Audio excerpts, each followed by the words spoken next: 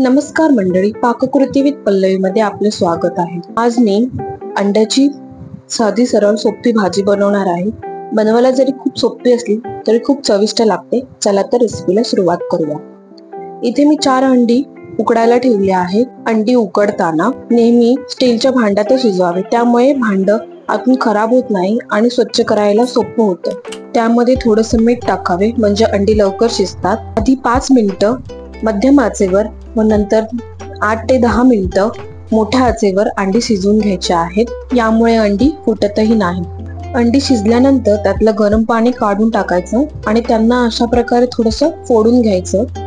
त्यामध्ये थंड पाणी टाकायचं, त्यामुळे काय होतं, त्यांना ज्या चिरा पडतात त्यातून थंड पाणी आतमध्ये जातं आणि अंड सालीपासून वेगळं होतं आणि व्यवस्थित सोललं जातं। तुम्ही बघू शकताय, बघा सालीला अंड अजिबात चिकटलं नाहीये आणि ते लगेचच निघतंय। अशा प्रकारे आपण सगळी अंडी सोलून घेणार आहोत। सोललेल्या अंड्यांचे अशा प्रकारे आपल्याला छोटे तुकडे करायचे। फार जास्त छोटे तुकडे करायचे नाही। 4 अंड्यांपैकी 1 अंड माझ्या मुलीने खाल्लं, त्यामुळे मी इथे 3 अंड्यांचीच भाजी करणार आहे। आम्हा दोघांना 3 अंड्यांची भाजी पुरेशी आहे। एका भांड्यामध्ये 3 ते 4 चमचे तेल गरम करून घ्यायचं आहे। त्यानंतर थोडंसं जिरं टाकायचं, थोडासा कढीपत्ता, 1 हिरवी मिरची आणि 1 बारीक चिरलेला कांदा टाकून त्याला थोडंसं परतून घेणार आहे। इथे मी 2 माणसांसाठीच भाजी करत आहे, त्यामुळे मी कांदा कमी घेतला आहे। फॅमिली मोठी असेल तर कांदा टोमॅटोचं प्रमाण वाढवलं तरी चालेल, चवीत काहीच फरक पडत नाही। कांदा थोडासा परतला की त्यामध्ये अर्धा चमचा आलं लसणाची पेस्ट टाकली आहे। नंतर बारीक चिरलेला टोमॅटो टाकला आहे आणि थोडीशी कोथिंबीर टाकली आहे। टोमॅटो नरम होईपर्यंत परतून घ्यायचा आहे। त्यानंतर चिमूटभर हिंग, थोडीशी हळद, थोडंसं लाल तिखट तुमच्या आवडीनुसार असा इथे मी सब्जी मसाला टाकला आहे।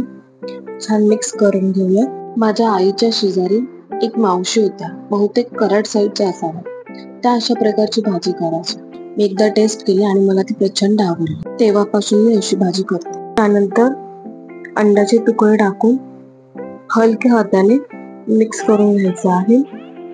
चवीनुसार मीठ टाकायचं आहे आणि थोडासा पाण्याचा हक्का मारायचा आहे। छान व्यवस्थित मिक्स करा आणि शेवटला थोडासा गरम मसाला पावडर टाकला आहे। अंडी शिजल्यामुळे त्यांना फार जास्त शिजवायची गरज नसते, त्यामुळे एखाद मिनिटभर झाकण मारून वाफ काढून घ्यायची आहे। बघा छान असं खरपूस वास येतोय। गॅस बंद करायचा आहे आणि कोथिंबीर टाकून भाजी सर्व करायची आहे। चपाती, भाकरी किंवा भातासोबत ही भाजी खूप चविष्ट लागते। एकदा नक्की करून पहा आणि व्हिडिओ आवडला लाईक करा, शेअर करा, सबस्क्राईब करायला विसरू नका। व्हिडिओ पूर्ण पाहण्यासाठी धन्यवाद।